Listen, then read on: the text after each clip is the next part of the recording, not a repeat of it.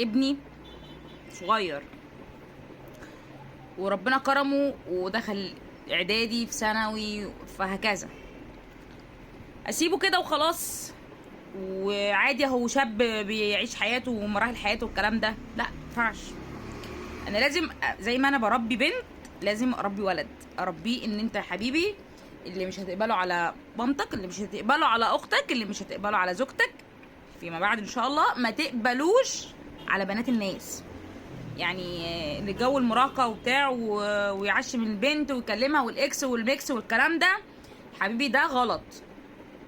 انت مش هتقبله على مامتك، تقبل مامتك حد يكلمها كده، تقبل اختك حد يقولها كده، الولد من دول هي خلاص يعني هيكبر على هذا الاساس، هينشأ على هذا الاساس. تعليم في الصغر كنكش على الحجر. والجيل اللي بعد كده هيدعي لك، مراته هتدعي لك، المجتمع نفسه هيدعي لك. اه والله.